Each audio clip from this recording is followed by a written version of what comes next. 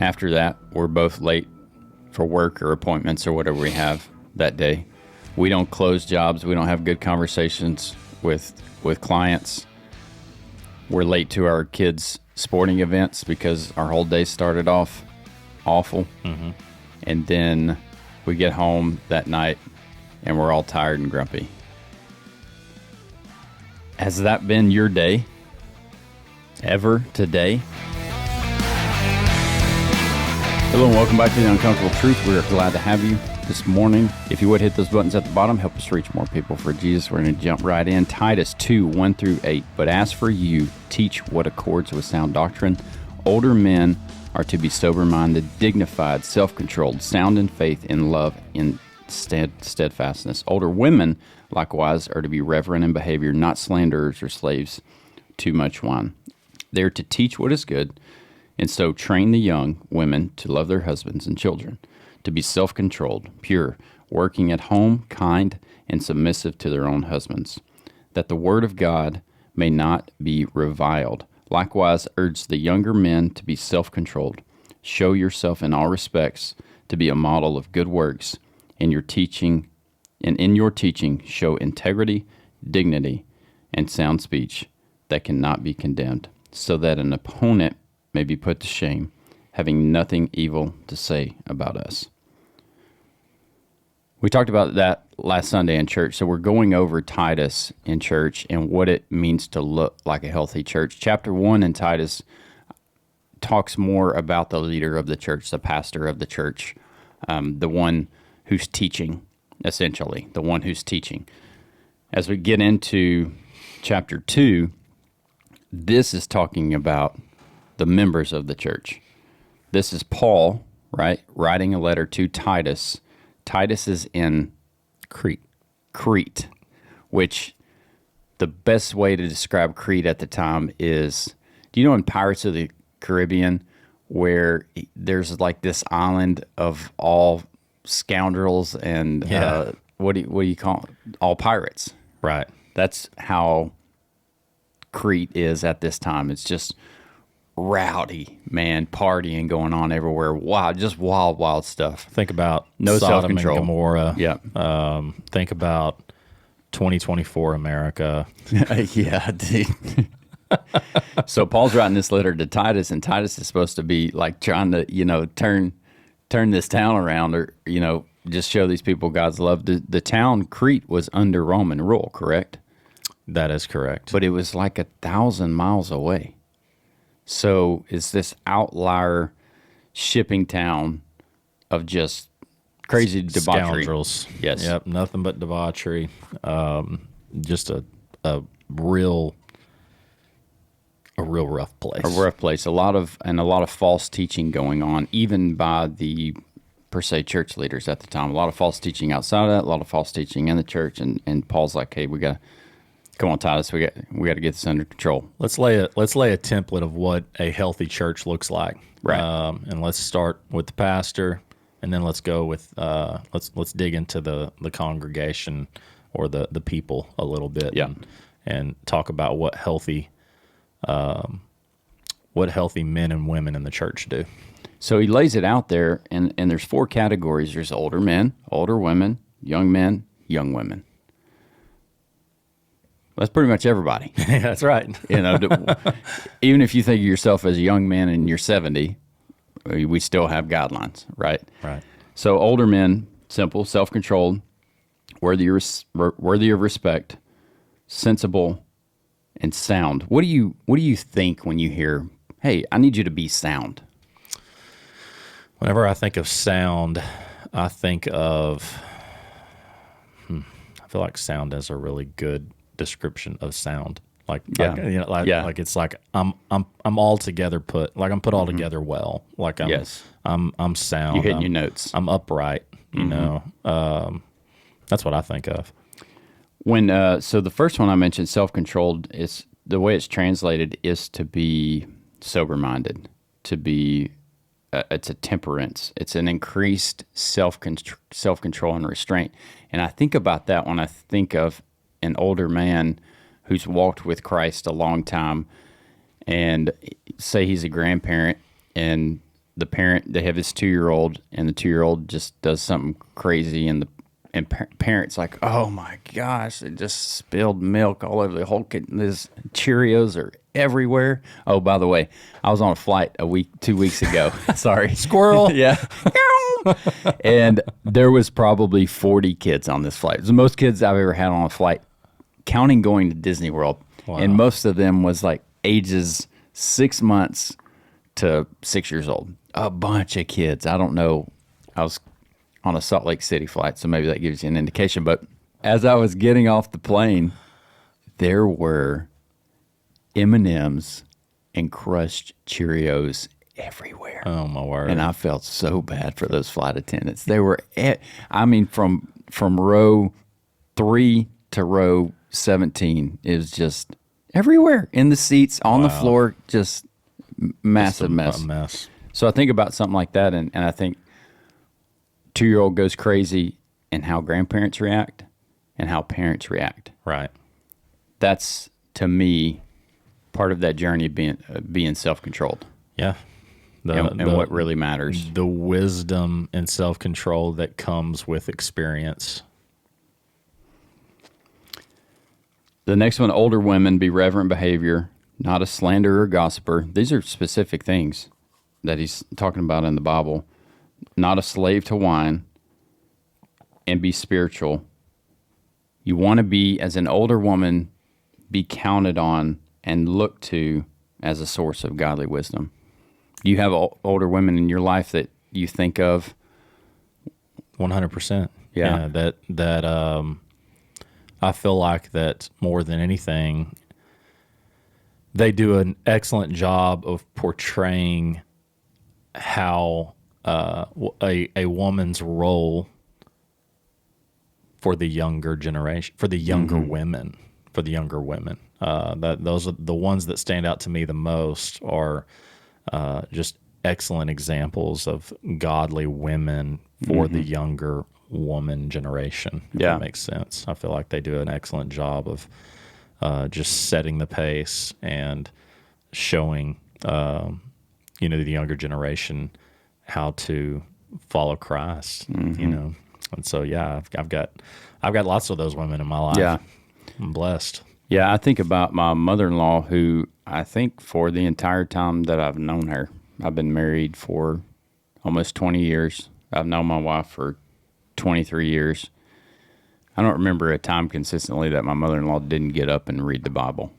Yeah, and didn't talk about Jesus and what, she's just aware of what God's doing around her, and typically pretty slow to speak, pretty slow to anger, very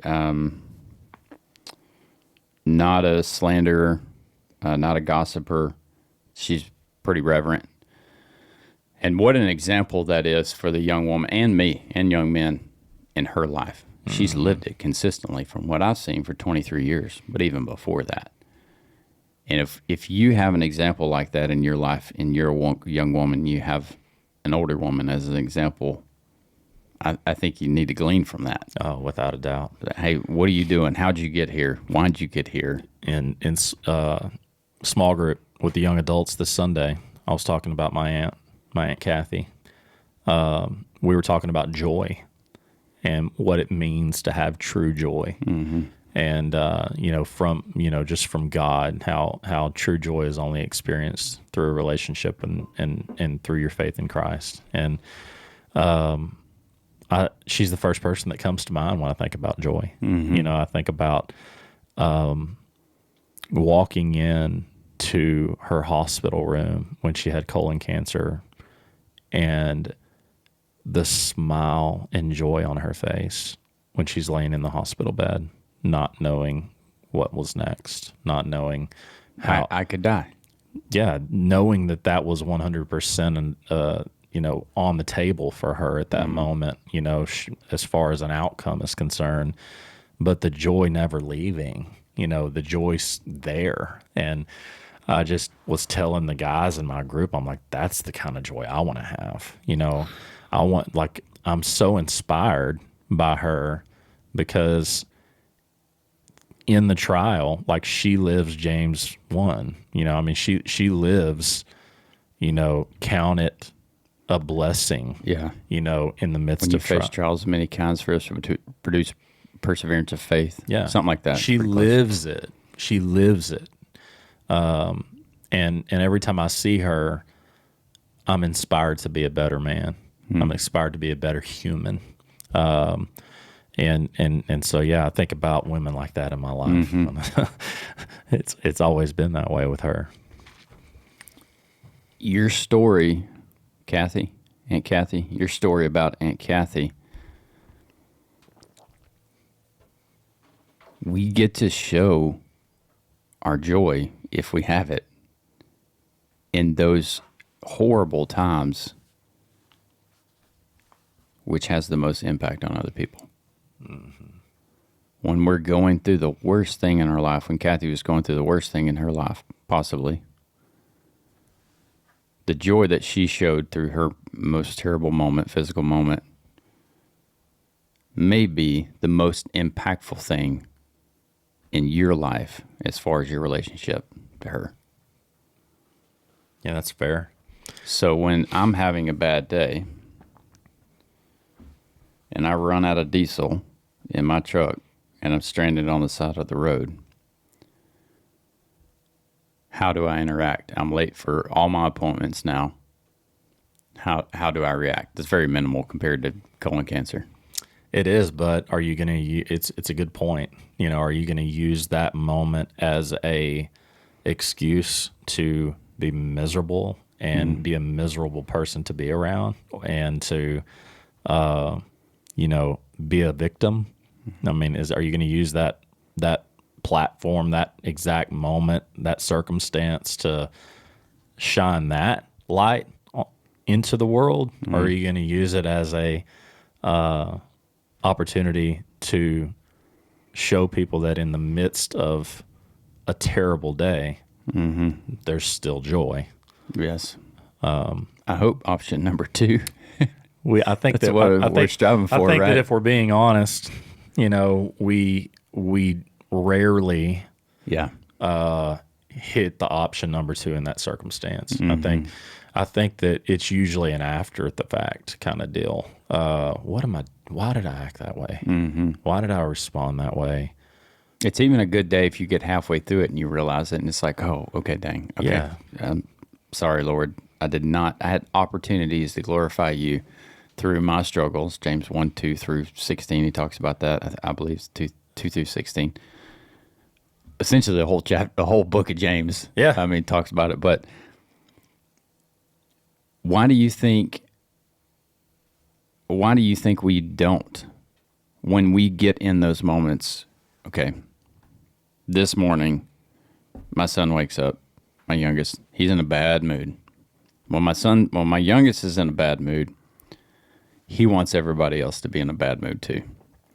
So he will project it on you and try to get it all over you so that you're mad when he's mad, and so that when he makes his mama mad, I get mad, and then the other 2 kids in the house are like, you're an idiot. I'm mad now too. That's what he wants. Yeah.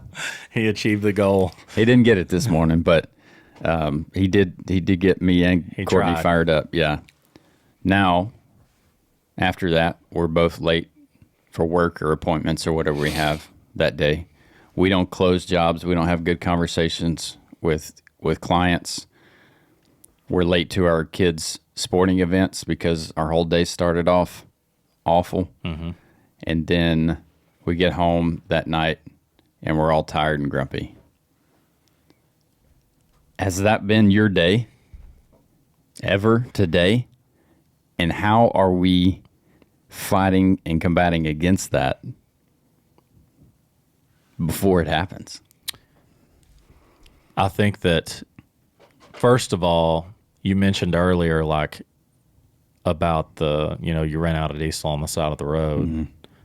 And we kind of came to the conclusion that sometimes it just takes us a little bit longer to get back to that state of joy, experiencing joy. And I think that's growth. Yeah. I think that we grow into being the Aunt Kathy's of the world. I feel like that if we are very intentional about continuing to, be more like Jesus and develop an intimate relationship with Jesus and understanding who he was, I believe that we will continue to grow to where the length of time to where maybe that the joy maybe never leaves us versus where it's kind of delayed in some of our cases.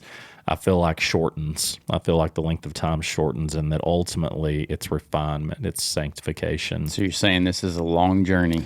I believe it is. So I believe it comes easier for some than others. But I think at the end of the day, it all comes back to what's that relationship look like for you? Yeah. What's it look like for you? What does that relationship? Is your relationship, pretty tight with the Lord, or is it pretty distant? And I think that there's a direct correlation with the amount of joy that you experience in the troubled moments of your life and your relationship with Jesus. I totally agree. If I call my wife in that moment, but she doesn't even know what's going on, she just knows I'm being short. She knows me well enough because we've had a 23-year relationship, face to face. Hey, what's going on with you? How are you? What's happening? There's something wrong with you. That's how Jesus, like the more we pursue the relationship with him, the more open and vulnerable we're going to be. So let's compare what it says in Titus about older men and young men, because it's not the same thing, because it is a journey. Right? Right. Young men, be self-controlled, a model of God's works, have integrity, dignity, and sound speech. So how Pastor broke it down was young men, essentially, you need to have power under control. Young man, a lot of energy. Oh, yeah. A lot of fight, a lot of grit, but that needs to be under control. As we get comparatively to older men, it does say self-controlled as well. I believe he mentioned that it's a different translation, so that one meant sober-minded, worthy of respect, sensible, and sound. Like that sounds like an old, like I think of my dad and your dad. Sure. Sensible, sound. My dad runs out of diesel. Your dad runs out of gas. They're going to be like, oh, dang it, They're going to be frustrated with themselves. Short-lived. Yep. They're probably not going to take it out on anybody else. Probably not. Yeah. They might, but probably not. Probably not. Yeah. Maybe just themselves. That's right. So, yeah, that's a great example though of that growth that I'm talking about. They're old men. They're older men. They fall into the older men category that Paul's speaking of. I feel like that we're in the middle. I feel like that we're not the older men quite yet, but we could take parcels of both categories and kind of combine them into maybe our stage of life, and then there's younger men. And I feel like that. I know for me personally, when that moment happens, when trial strikes, my level of getting to a place of back to gratitude, thankfulness, joy,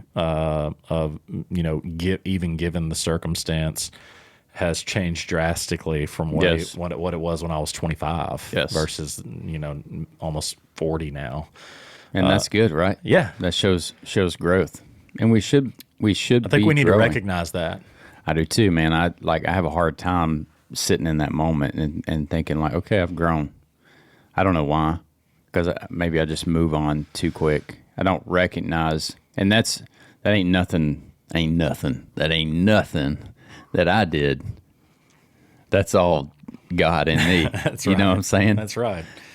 It's God in you, and it's God putting men in our lives like our dads that have paved the way and led the way and given the example, like Paul's talking about there to the young, to us, of what godly older men are to look like. How blessed are we that We're so blessed. that we have dads that have modeled that for us. That's pretty stinking cool, right? Man, I feel not guilty, but I feel concerned for guys, young men that don't have that. Yeah. We're super blessed. We are. Our dads are incredible. And I feel like that it puts a greater responsibility on us to make sure that these young men that maybe didn't have that still know what a loving, God-fearing older man looks like in their life. You know, I feel like that it's one of our charges for while we're speaking into these microphones. We want these young men to know that they're loved, even if they don't have a dad like G-Pop and Grandpa. Yeah. You know, I mean, that's okay. You know, I feel like that we've got a great responsibility because of that. Yeah, I agree. If you're out there and you're a Christian and you love Jesus and you're healthy dad and you go to church, I think we're all called. We're all called to be that for somebody else, maybe to be a mentor. If you're not involved and you feel the Lord tugging at you, I'd say, man, you got to get involved, because there's so many kids out there that don't know what a healthy relationship with a father figure looks like. And we get to model that as Christians for kids that may not have a dad. That's right. I tell my daughter, I tell her a lot, and I encourage her, these girls on your teams, bring them to the house. Get them in our domain. It's nothing that I can do in my own power, but some of these kids don't have dads. Like, I just want to hang around them. Right. Like, show them that this older guy, like, he loves you. You know? And whatever false sense of who a man is supposed to be that you might have created in your life, that's not who God is. That's exactly right. And we have an opportunity to model that. It's a big responsibility. It's a big one, and it's one that I don't take lightly. I know you don't either. And, not that we have it figured out by any means or stretch of the imagination, not that we're not broken, just like the fathers and dads that we're talking about maybe were absent. You know, I mean, we are just trying to be the men that God has called us to be, and we're trying to do it in our kids' lives. And we understand that most. I don't know if it's most. I don't know what the percentage is of kids out there that are growing up without a dad in their life. But whatever that is, we recognize that it's there. It does exist. And, how can we help aid that? Right. How can we help pull these kids out of maybe going down the wrong path? I want to speak. I don't know how many people listen to this show that are younger than, like, living at home. But if you are living at home and your mom and dad love Jesus and they have a great relationship with Jesus and they're a great mom and dad, bring your friends home. They may not see that at home.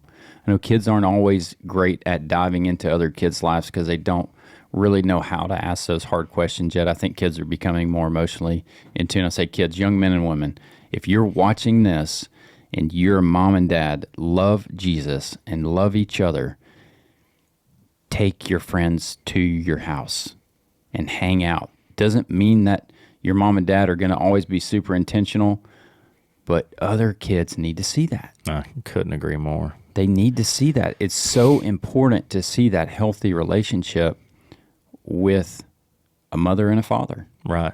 And that healthy relationship may involve seeing an argument. Sure. And then what happens after the argument? You you hopefully they see reconciliation, That's right. and we love each other, and right. we're not going anywhere. That's right. You know, we don't walk out on this. Yeah. This is forever. Mm-hmm.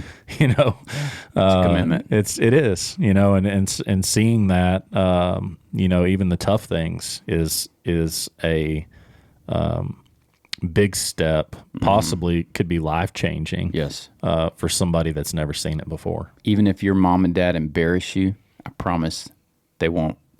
I promise they won't embarrass your friends. Your friends will love them. Yeah. If I don't know, I feel pretty strongly about that. I think you can tell. So let's go to young women. I thought this was very impactful when we talked about young women. When Paul talks about how the young women should behave in the church, and I'm gonna go directly back to the scripture. Let's see where it talks about young women. So it says, older women likewise are to be reverent in behavior, not slanderers or slaves to much wine. They are to teach what is good, and so train the young women to love their husbands and children, to be self-controlled, pure, working at home, kind, and submissive to their own husbands, that the word of God may not be reviled. Self-controlled, pure, submissive to husbands, working at home, and kind. So they're talking about like the woman's domain in this time was home. That's their domain. That is what they were responsible for. And Paul's talking about, just like men, if we're going to do something, let's do it right, and let's do the things in a way that honor God, whatever our charge is, right? And I think you can take that however you want to take it. But there's something about women that we're made different. Mm-hmm. Man, we are made different. I can't keep up with our kids the way that my wife keeps up with our kids. No. I mean, I could, but I would suck at it. There's no way that we can do it. Yeah. I mean, not in the same way. We can do it. We could do it if we had to, Mm-hmm. you know, but we just wouldn't be able to do it successfully like they do. Yeah. If I was a single dad, I mean, shout out to the single dads out there, dude. You know, I mean, shout out, or just, you know, maybe whatever. We had talked about single moms too, but all right, single dad. Single dad with 2 girls. All right. Yeah, Wake up, get these girls ready. You know how to braid their hair. You know how to braid hair. You know how to comb it. You know how to put it in the bubble braids and the regular braids and the French braids and all that stuff. Good for you, Dad. Even if you got the vacuum cleaner and That's right. up the ponytail. Yes. You're getting them ready for school. Girls are just different, man. They're little, you know, most of them are little princesses, and you have to modify your behavior as a dad a little bit and play mom and dad some. Going to all the dance recitals. You're a baseball dude. You love baseball. You love football. Your girls don't like that. They're cheerleaders. That's right. The only reason they go to a football game is to watch the cheerleaders. Hopefully they like the cheerleaders. Shout out to you guys, man. You're killing it. Oh, no doubt. You know, single moms too. Same thing. Y'all are awesome. But the fact of the matter is that women were made different. That's right. And if we're looking at the truth, which is the Bible, you know, it specifically states right there the way that God intends for women to live out their godly design, I guess you could say, for life, you know. And so they just seem to have a knack of doing things better than we do in that realm. Absolutely. You know, and so it's not, we understand that we live in different times, and that there are certainly things have changed a lot, but a lot hasn't. You know, and so I think we just recognize, you know, that it's being what did Pastor Andrew say about being so it says here in verse 4, it's talking about the older women, and then it says verse 4, the older women, and then so train the young women to love their husbands and children. Okay. That's where it stops. Right. Is who we're supposed to love, right? not that we're not supposed to love other people, but it focuses on that. It doesn't say, young woman, look at what Susie's doing over here and do that. It doesn't say care about that.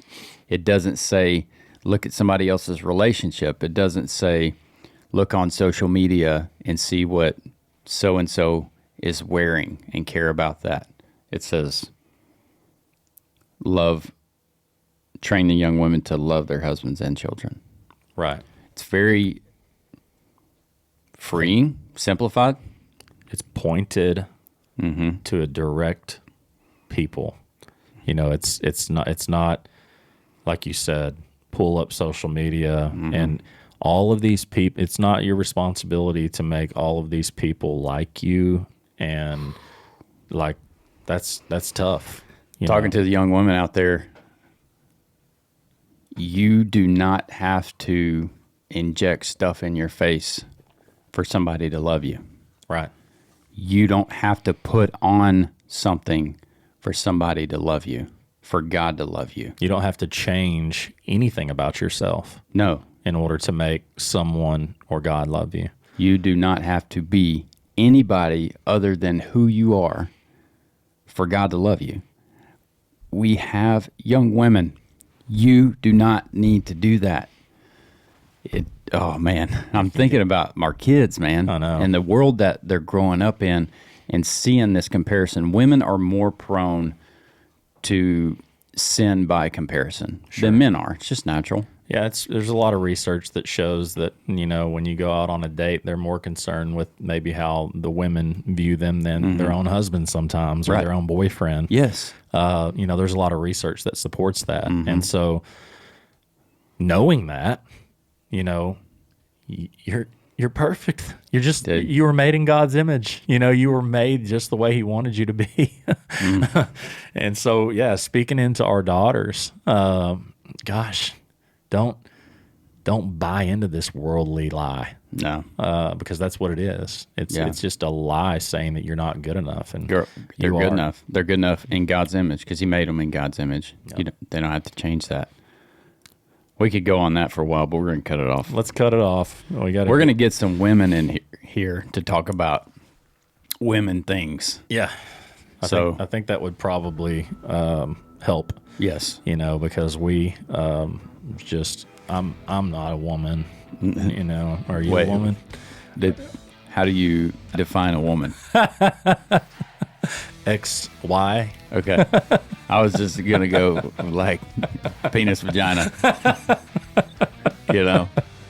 We got hopefully people stick to the end of this episode. Well, we're done anyways. Yeah. So, hey, we appreciate y'all being here. We're going to bring some women on. We're talking about that. The coolest women we know. That's exactly right. Are named Amy and Courtney, which are our wives. So we'll get them on in the next couple of weeks and talk about women's stuff. Appreciate y'all being here. Hit those buttons at the bottom. If you haven't watched full episodes, go to YouTube or iTunes or Spotify. You can listen there or watch full episodes on YouTube. We appreciate you being here. Thanks so much for joining us and using your time to be with us. Go kick the day in the face, and we'll catch you on the next one.